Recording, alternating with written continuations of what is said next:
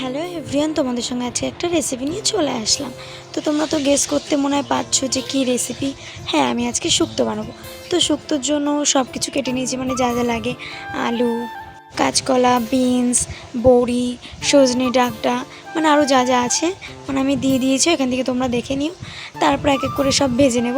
প্রথমে বিনসটা ভাজলাম, তারপরে কাঁচকলাটা ভাজলাম, এরপরে ভাজবো গাজরটা সুন্দর করে লাল লাল করে ভাজার পর এরপরে ভাজবো উচ্ছেটা একটু মানে পুড়িয়ে ভাজতে হবে, কারণ নাইলে তিতে হয়ে যাবে। তারপরে দিলাম বড়িটা ভাজার পর আমি মিক্সিং জারে নিয়েছিলাম চালমগজ, পোস্ত আর সর্ষে। সাদা সর্ষেটা হলে ভালো হয়। তারপরে কড়াইয়ে তেল দিয়ে তার মধ্যে পাঁচফোড়ন, শুকনো লঙ্কা, তেজপাতা দিয়ে আলুটা দিয়ে দিয়েছি। তার মধ্যে দিয়েছি আদা বাটা। এটা দিয়ে ভালো করে নাড়িয়ে চাড়িয়ে এর মধ্যে যে যাবতীয় সব সবজিগুলো ওগুলো আবার দিয়ে দিয়েছি। দেওয়ার পর এর মধ্যে একটু লবণ দিলাম, তারপরে চিনি দিলাম, মানে তোমাদের স্বাদ মতো তোমরা দিও। আমি লবণটা একটু হালকা কম দিয়েছি, চিনিটাও হালকা কম দিয়েছি। তারপর যে মিক্সিং জারে যেটা ছিল মিক্সড করা ওটা দিয়ে দিলাম। এখন আমুল দুধ গুলিয়ে নিলাম, উষ্ণ গরম জলে আমুল দুধটা গুলিয়ে নিয়ে ওর মধ্যে দিয়ে দিলাম।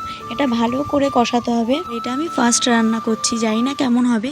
তো তারপরে পরিমাণ মতন জল দিয়ে এটাকে ঢেকে দেবো, কারণ আমার আলুটা সেদ্ধ হয়নি, ওটাই সেদ্ধ করতে দিয়ে দিলাম। তারপর ঢাকনা উঠিয়ে এর মধ্যে বড়ি দিয়ে দেবো।